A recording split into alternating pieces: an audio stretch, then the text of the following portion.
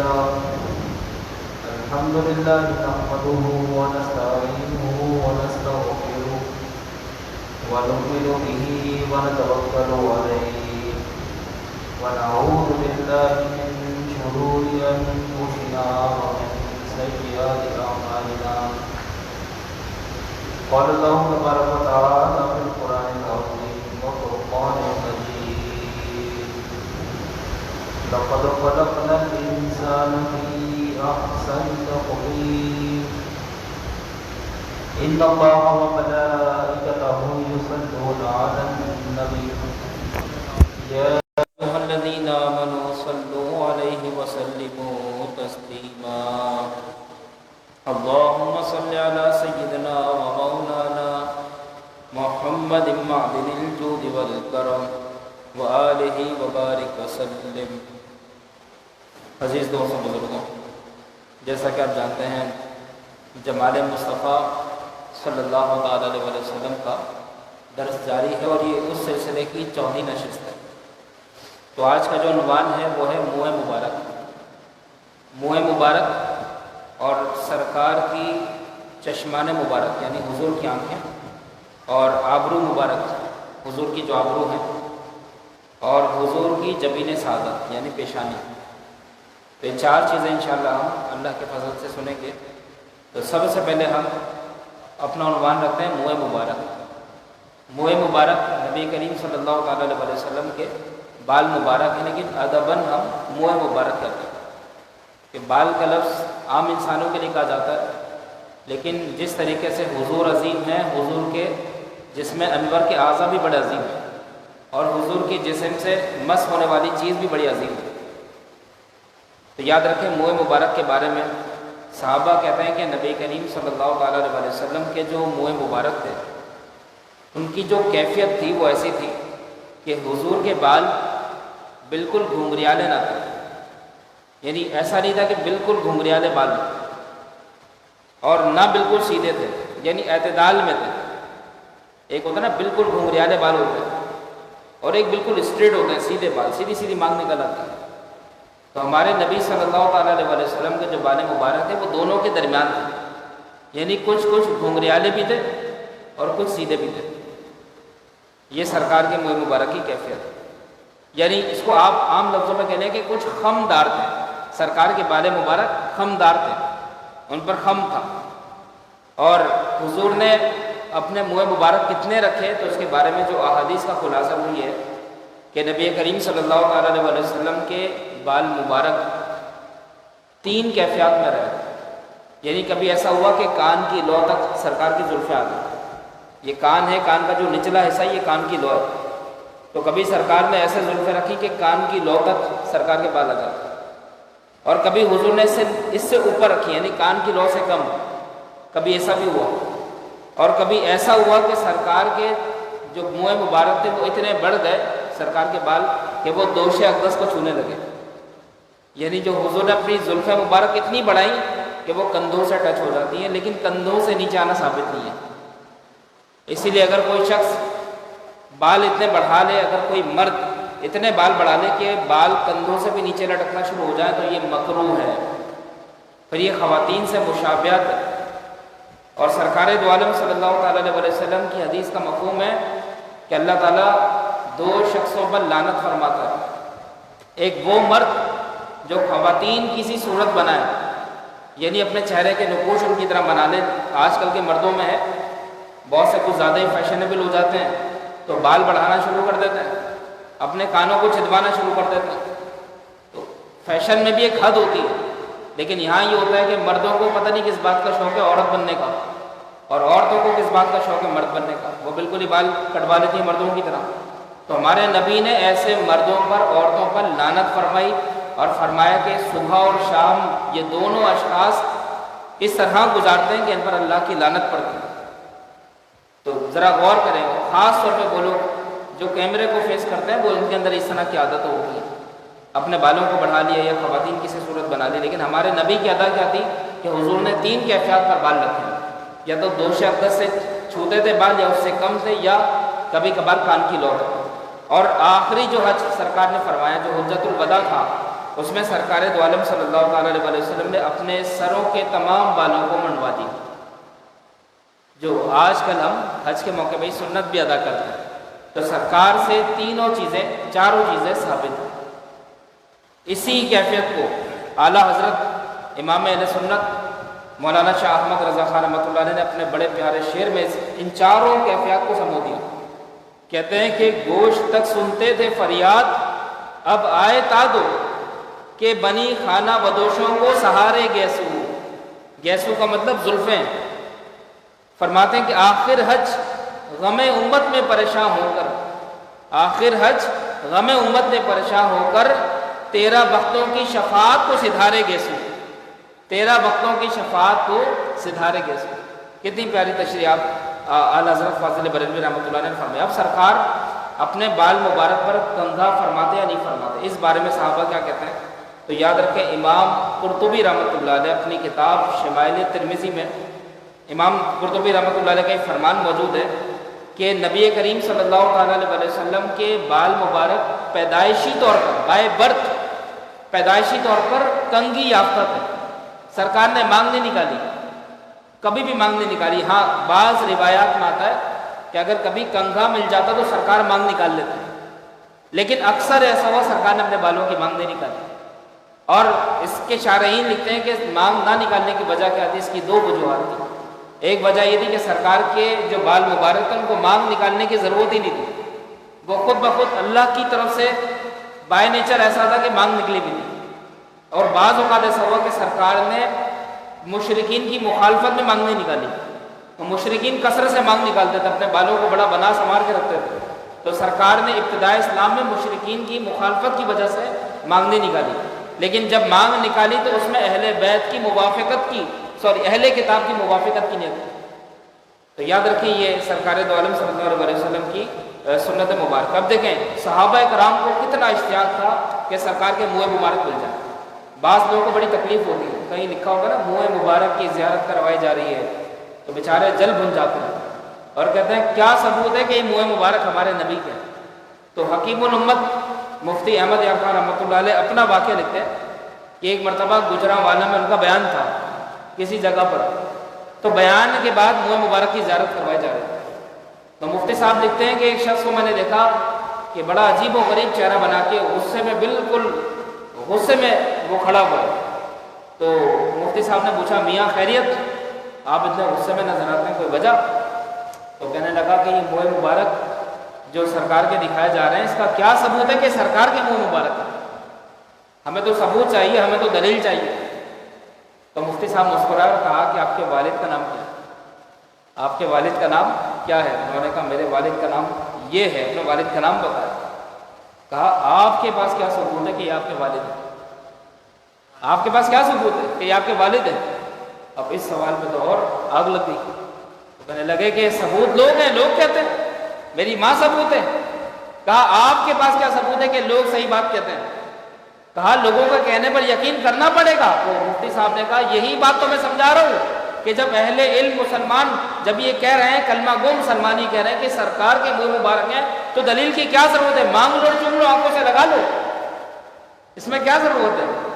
تو ہر جگہ اپنا ایک پیمانہ نہیں بدلنا چاہیے۔ ایک جگہ تو آپ لوگوں کی بات مان رہے ہیں، باپ کو باپ اس وقت مانگ رہے ہیں لوگوں نے کہا، اور یہاں پر منہ مبارک کی جب بات آئی تو آپ یہاں پہ لوگوں کی بات نہیں مان رہے۔ جیسے ہی آتا ہے کہ اگر کوئی شخص زمین پر ولی ہوتا ہے تو اس کے ولی ہونے کی پہچان یہ ہے کہ مسلمان اس کو ولی کہتے ہیں۔ کسی شخص کے ولی ہونے کی یہ بھی دلیل ہوتی ہے کہ جب کلمہ کو مسلمان کہہ دے واقعی اللہ کا ولی ہے تو وہ عند اللہ بھی اللہ کا ولی ہے۔ اب دیکھیں صحابہ کرام کا اشتیاق کتنا تھا۔ سرکار نے جب آخری حج فرمایا تو میں نے آپ کو بتایا کہ حضور نے اپنے سارے مبارک کے بعد آپ نے منڈوائے، تو صحابہ کرام کا ادب، سبحان اللہ، کائنات میں ایسا ادب کرنے والے کبھی نہیں ملے۔ صحابہ کرام پروانوں کی طرح سرکار کے آس پاس کھڑے ہوئے تھے، اور مسند امام احمد بن حنبل اور ابو داؤد میں موجود ہے کہ سرکار کا ایک بال بھی صحابہ نے زمین پر گرنے نہیں دیا، ایک بال بھی۔ حج کے موقع پہ سرکار نے بال اپنے ترشوائے، کسی صحابی نے ایک بال بھی زمین پر گرنے، سبحان اللہ، ایسا ادب آپ کو کائنات میں میرے نبی جیسا بادشاہ اور سلطان آپ کو نہیں ملے گا۔ کہ جن کے چاہنے والے حضور کا اتنا ادب کرتے ہیں۔ ابن سیرین رضی اللہ تعالیٰ عنہ صحابی رسول نے فرماتے ہیں کہ میں نے ابو عبیدہ سے کہا کہ میرے پاس سرکار کے منہ مبارک ہے، بتا دیا کہ میرے پاس منہ مبارک ہے، تو اور پھر ثبوت بھی بتایا کہ یہ منہ مبارک مجھے حضرت انس سے ملے۔ تو ابو عبیدہ رضی اللہ تعالیٰ عنہ جو عشرہ مبشرہ صحابہ میں سے فرمانے لگے کہ حضور کا ایک بال مبارک میرے پاس ہونا مجھے دنیا اور تمام نعمتوں سے پیارا ہے، کچھ ہو نہ ہو سرکار کا منہ مبارک میرے پاس ہے تو بس یہ میری کامیابی ہے۔ حضرت انس رضی اللہ تعالیٰ عنہ نے وصیت فرمائی۔ وصیت وہ ہوتی ہے جو ہم دنیا میں لکھ کے جاتے ہیں کہ میرے انتقال کے بعد ایسا ایسا کرنا، اسے کہتے ہیں وصیت۔ خاص طور پہ اپنے مرنے کے بعد کے معاملات طے کر کے جانا، یہ وصیت کہلاتا ہے۔ تو فرماتے ہیں حضرت انس نے وصیت فرمائی کہ بعد وصال حضور کا منہ مبارک میری زبان کے نیچے رکھ دینا، یہ حضرت انس نے وصیت فرمائی۔ اور صحابہ کرام فرماتے ہیں کہ ایسا ہی ہوا کہ جب ان کا وصال ہوا تو منہ مبارک ان کے تالو کے نیچے رکھ دیا گیا اور اسی حالت میں ان کی تدفین کر دی۔ پتہ لگا صحابہ کا عقیدہ تھا کہ منہ مبارک بخشش کروا سکتے ہیں، تبرکات میں فائدہ ہے، جبھی تو حضرت انس نے فرمایا۔ اور دوسری بات کہ حضرت عمر بن عبدالعزیز رضی اللہ تعالیٰ عنہ نے بھی حضور کے بال مبارک اور ناخن جو حضور کے تراشے ہوئے تھے وہ اپنے کفن میں رکھنے کی وصیت فرمائی۔ حضرت عمر بن عبدالعزیز جن کو عمر ثانی بھی کہا جاتا ہے، حضرت خالد بن ولید رضی اللہ تعالیٰ عنہ کے بارے میں آتا ہے کہ آپ کے پاس سرکار کے منہ مبارک تھے اور آپ نے وہ منہ مبارک اپنی ٹوپی کے نیچے سی دیے تھے۔ جب بھی جنگ ہوتی تو حضرت خالد کو فتح نصیب ہوتی تو لوگوں نے کہا کہ حضور آپ تو بڑے بہادر ہیں، کبھی ہارتے ہی نہیں۔ کہا اس میں میرا کمال نہیں ہے۔ پھر کس کا کمال ہے؟ کہا کہ سرکار کے منہ مبارک میرے ٹوپی میں سلے ہوئے ہیں، اس کی برکت سے کبھی میں ہارتا نہیں، کبھی بھی نہیں ہارتا۔ اور دوران جنگ لوگوں نے دیکھا کہ ایک مرتبہ حضرت خالد رضی اللہ تعالیٰ عنہ کی ٹوپی گر گئی۔ اب دیکھیں جنگ میں جان پر بنی ہوتی ہے، ادھر سے تلوار بھی لگ سکتی ہے، ادھر سے بھی لگ سکتی ہے، کچھ نہیں پتا ہوتا۔ لیکن صحابہ نے دیکھا کہ حضرت خالد زمین پر کوئی چیز ڈھونڈ رہے ہیں اور ان کو یہ پرواہ نہیں ہے کہ کوئی مجھے شہید کر دے گا، کوئی مجھے ختم کر دے گا، نہیں، آپ دیوانوں کی طرح زمین پہ کوئی چیز ڈھونڈ رہے ہیں۔ تو کسی نے کہا کہ آپ کیا تلاش کر رہے ہیں؟ کہا کہ وہ ٹوپی مجھ سے گر گئی جو سرکار جس پر سرکار کے منہ مبارک تھے۔ تو اس سے اندازہ کریں صحابہ کو اپنی جان کی فکر نہیں تھی بلکہ سرکار کی منہ مبارک کی فکر۔ تو جیسے ہی حضرت خالد کو وہ ٹوپی ملی اور آپ نے دوبارہ وہ پہن کے پھر دوبارہ چلی۔ تو یہ ہمارے صحابہ کرام کی عادت مبارکہ تھی کہ سرکار کے جسم مبارک سے مس ہونے والی چیزوں کا بڑا خیال فرماتے ہیں۔ اعلیٰ حضرت لکھتے ہیں کہ ہم سیاہ کاروں پہ یارب تپش محشر میں، ہم سیاہ کاروں پہ یارب تپش محشر میں، سایہ افغن ہوں تیرے پیارے کے پیارے گیسو، تیرے پیارے کے پیارے گیسو۔ اب ہیں سرکار کی جبین سعادت، جبین کہتے ہیں پیشانی۔ یاد رکھیں انسان کا پریشان ہونا، خوش ہونا، انسان کے اوپر دنیاوی فکریں ہونا، ان سب کے جو آثار ہیں پیشانی سے نظر آتے ہیں۔ پیشانی سب بتاتی ہے کہ کون انسان کتنا پریشان ہے، کون خوش ہے۔ اللہ تعالیٰ نے پیشانی میں ایسا نور رکھا ہے کہ انسان کی خوشی اور غمی کا جو ریفلیکشن ہوتا ہے پیشانی سے ہوتا ہے۔ تو صحابہ کرام فرماتے ہیں کہ رحمت دو عالم صلی اللہ علیہ وسلم کی مبارک پیشانی کشادہ تھی۔ جتنے اللہ کے نیک بندے ہوتے ہیں نا جو کثرت سے سجدے کرتے ہیں تو ان کی پیشانی میں تنگی نظر نہیں آئے گی، کشادگی نظر آئے گی۔ اور فرماتے ہیں کہ حضور کی پیشانی چمکدار تھی اور ایسی چمکدار تھی جس پر بیزاری اور دنیاوی تفکرات کے آثار بالکل نہ تھے۔ سرکار بالکل اپنی پیشانی کو سادہ رکھتے، کبھی بھی کتنے ہی پریشان ہو، کتنے ہی فکر مند ہو، سرکار کی پریشانی آپ کی پیشانی سے نظر نہیں آتی۔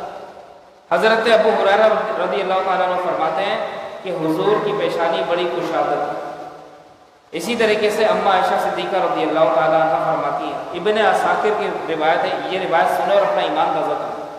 فرماتی ہیں کہ ایک روز میں چرخہ کاٹ رہی تھی، کسی رہی تھی، اور میرے سامنے سرکار دو عالم اپنے نالین مبارک میں پیبند لگا رہے تھے۔ سبحان اللہ، دیکھیں سرکار اپنی نالین میں خود ہی پیبند لگا رہے تھے۔ اور آج کا بچہ کیا کرتا ہے؟ اماں میرے جوتے پالش کر دو، مجھے جانے دیر ہو رہی ہے، ایسے ہی ہوتا ہے نا۔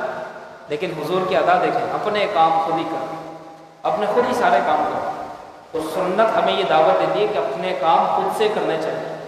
سرکار نے یہ نہیں فرمایا کہ میں تو نبی ہوں، اپنے کام کو کیوں کروں، میرے پاس تو غلام ہونے چاہیے میرا کام کرنے کے لیے، مجھے کیا فکر، میرے پاس اپنے لوگ ہونے چاہیے جو میرا کام کریں۔ نہیں، سرکار کی عادت ہے اپنے کام خود کرتے، اپنے کپڑوں پہ خود ہی پیبند لگا دیتے، اپنے جو نالین مبارک ہے خود اس میں پیبند لگا دیتے۔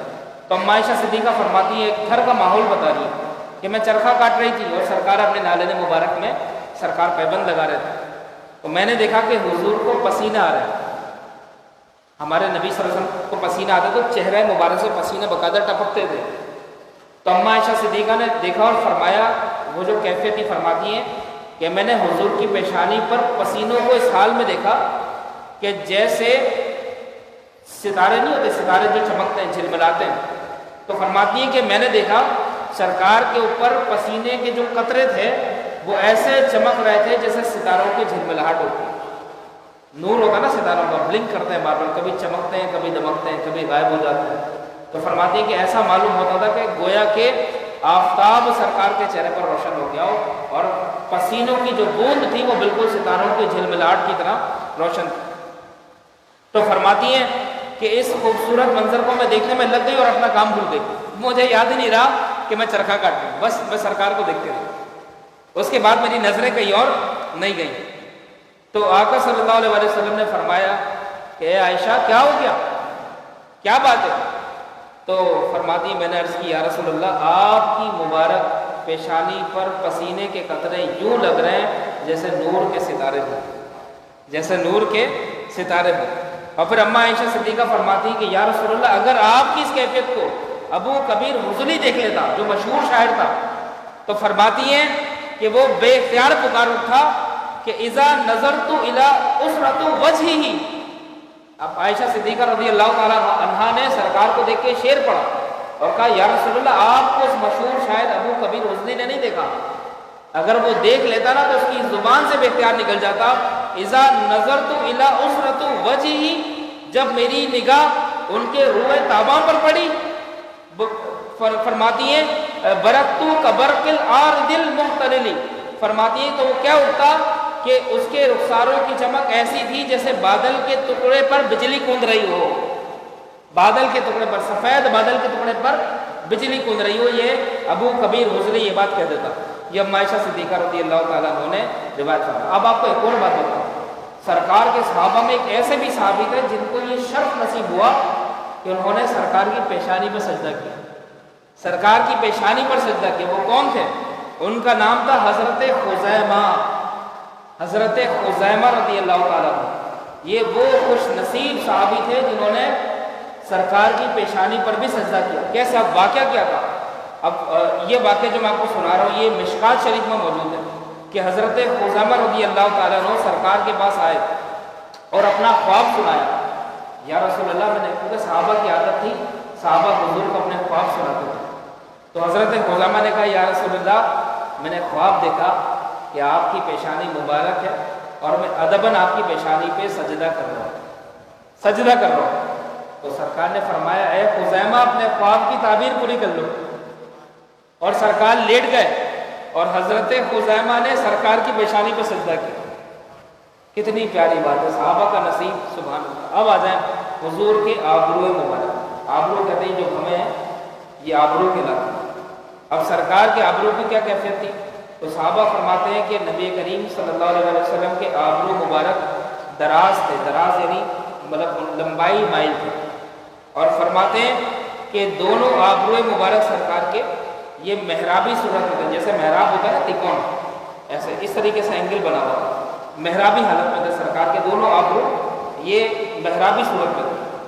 اور فرماتے ہیں علامہ حلبی رحمۃ اللہ علیہ جنہوں نے سرکار کا حلیہ شریف بیان فرمایا، فرماتے ہیں کہ دونوں آبروں کے درمیان اتنا کم فاصلہ تھا کہ جو غور سے دیکھنے پر واضح ہوتا، یعنی دونوں آبرو ایسے ملے ہوئے تھے سرکار، بہت ہی کم گیپ تھا، اور اگر آپ بہت غور سے دیکھیں تو لگے گا کہ گیپ ہے، ورنہ دور سے دیکھنے میں ایسا لگتا کہ سرکار کے محرابی آبرو جو تھے وہ ملے ہوئے۔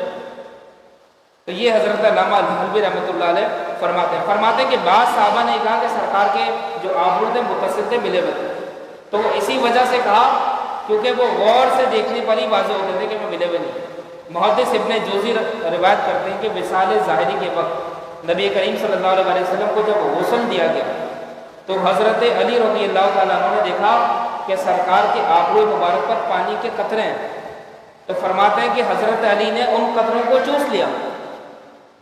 وصال ظاہری جب سرکار کا وصال ہو گیا تو پتہ لگا نبی کا جو جسم مبارک ہے وصال کے بعد بھی فائدہ دیتا ہے۔ یہ ہمارا عقیدہ نہیں، حضرت علی کا عقیدہ ہے۔ وہ حضرت علی نے وہ پانی چوس لیا۔ تو اس کے بعد محدث ابن جوزی بڑا نام ہے، یہ حضور غوث اعظم شیخ محی الدین عبد القادر جیلانی رحمۃ اللہ علیہ کے دور کے محدث ہیں، اور ان کا حضور غوث اعظم کے بارے میں واقعہ بھی مشہور ہے، انشاءاللہ اس کے بعد سناتا ہوں۔ اور اس کے بعد آخری موضوع چشمان مبارک۔ تو محدث ابن جوزی فرماتے ہیں کہ جب حضرت علی نے یہ عمل کیا تو فرماتے ہیں کہ جس دن سے میں نے وہ پانی پیا ہے میرا حافظہ انتہائی درجے کا کبھی ہو گیا۔ اس سے پہلے اتنا کبھی نہیں تھا حافظہ، لیکن سرکار کے آبرو پر لگے ہوئے پانی کو چوس لینے کی وجہ سے میرے حافظے میں بڑی برکت ہو گئی۔ محدث ابن جوزی وہ ہے کہ جب حضور غوث اعظم رضی اللہ تعالیٰ عنہ جب بغداد میں مشہور ہوئے، آپ کے بیانات اور بیانات میں چھلکنے والی علمیت، فہم، ادراک جب ظاہر ہوا تو لوگوں نے حضور غوث اعظم کا اعتراض کیا کہ یہ کسی مدرسے کے پڑھے ہوئے نہیں ہے، یہ عالم نہیں ہے، بغیر علم کے بات کرتے ہیں۔ تو ایک دن محدث ابن جوزی حضور غوث اعظم کو چیک کرنے کے لیے ان کی محفل میں آگئے کہ ذرا دیکھیں کہ ان کا علمی مرتبہ کیا ہے۔ یہ چیک کرنے کے لیے بعض لوگ آتے ہیں نا علم چیک کرنے کے لیے، بندہ کتنا علمی ہے، یہ بھی بہت سارے لوگ تھوڑی سی میجرمنٹ کرنے کے لیے آتے ہیں۔ تو محدث ابن جوزی حضور غوث اعظم کی مجلس میں آ گئے، تو حضور غوث اعظم نے ان کی طرف دیکھا، پہچان کے بہت بڑے محدث ہیں، تو کہا کہ آج ہم قرآن پاک کی تفسیر بیان کریں گے، اور ایک آیت آپ نے پڑھی، کہا کہ اس آیت کے بارے میں 40 تفاسیر مشہور ہیں، اب ایک ایک کر کے حضور غوث اعظم تفسیر سناتے گئے۔ اور محدث ابن جوزی فرماتے ہیں مجھے 11 تفاسیر تو یاد تھی، 11 کے بعد مجھے یاد نہیں تھا، لیکن جب میں نے شیخ عبد القادر جیلانی رحمۃ اللہ علیہ کی زبان سے وہ تفسیر سنی تو مجموعہ کہتا ہے کہ محدث ابن جوزی کو وجد آ گیا، اپنے کپڑے پھاڑ دیے انہوں نے کھڑے ہو گئے، اور حضور غوث اعظم کے قدموں میں گر گئے اور اپنی سوچ کے بارے میں تائب ہوئے کہ میں نے آپ کے بارے میں غلط سوچا۔ آپ تو آپ کی علمیت کا کیا کہنا، آپ کے علمی مقام کا سبحان اللہ کیا کہنا، آپ کوئی عام عالم نہیں ہیں، آپ عالم ربانی ہیں۔ محدث ابن جوزی رحمۃ اللہ علیہ نے یہ بات کی۔ اب آ جائیں سرکار کی چشمان مقدس، سید عالم صلی اللہ علیہ وسلم کی مقدس آنکھیں بڑی تھیں، سرکار کی آنکھوں میں تھوڑی سی بڑائی تھی، بڑی آنکھیں تھی سرکار، اور فرماتے ہیں کہ قدرتی طور پر سرنگی تھی، ایسا لگتا تھا کہ سرما لگا ہوا ہے، بڑی آنکھیں، اور ان میں کیفیت ایسے نظر آتی جیسا کہ سرما لگایا ہوا سرکار میں، حالانکہ سرما نہیں لگایا ہوا۔ تو فرماتے ہیں کہ سرنگی آنکھیں تھیں اور آپ کی پرکشش آنکھیں خوب سیاہ اور خوبصورت تھیں، اور فرماتے ہیں کہ ان کی سفیدی میں، آنکھوں میں جو سفیدی ہوتی ہے تو سرکار کی آنکھوں کی سفیدی میں باریک باریک سرخ ڈورے تھے، بالکل باریک باریک سرخ ڈورے تھے۔ یہ 4 کیفیات یاد رکھیں سرکار کی چشمان مبارک کے بارے میں کہ حضور کی آنکھیں بڑی تھی اور قدرتی طور پہ سرنگی تھی، اور ان میں جو سفیدی تھی اس پر سرخ کلر کے ڈورے پڑے ہوئے تھے، اور فرماتے ہیں کہ ان چشمان مقدس پر گھنی سیاہ اور لمبی پلکوں کا جو منظر تھا وہ بڑا دلربا تھا، سرکار کی پلکیں لمبی، گھنی اور سیاہ، تو سرکار دو عالم کی آنکھوں کی کیفیت۔ اور بعض لوگوں نے لکھا کہ سرکار کا حلیہ مبارک جو پچھلی کتابوں میں ہے اس میں یہ بات لکھی ہوئی ہے کہ سرکار کی آنکھوں میں جو سرخ ڈورے ہیں یہ آپ کی نبوت کی دلیل ہے، یہ ہر نبی کی آنکھوں میں نہیں ہوتے، سرکار کی آنکھوں میں۔ اس کے بعد بہت ساری روایات ہیں، حضرت انس رضی اللہ عنہ فرماتے ہیں کہ جب تم رکوع اور سجود کرتے ہو، یہ سرکار نے فرمایا کہ جب تم رکوع اور سجود کرتے ہو تو بے شک میں تمہیں پیچھے سے بھی دیکھ لیتا ہوں۔ سرکار کی بینائی صرف سامنے سے نہیں تھی بلکہ سرکار پیچھے سے بھی دیکھا کرتے تھے۔ تو سرکار کی آنکھوں کی کیفیت میں نے آپ کے سامنے بیان کی۔ اللہ تعالیٰ ہم سب کو عمل کرنے کی توفیق عطا فرمائے۔ کل انشاءاللہ اس درس کی آخری نشست کریں گے، 5 نشستیں تھیں، تو 4تھی نشست تھی جس میں سرکار کے جسم مبارک کی 4 باتوں کے بارے میں نے وضاحت کی۔ اللہ تعالیٰ ہمیں عمل کرنے کی توفیق عطا فرمائے اور خواب میں سرکار کا جلوہ ہمیں دیکھنے کی توفیق عطا فرمائے۔ بسم اللہ۔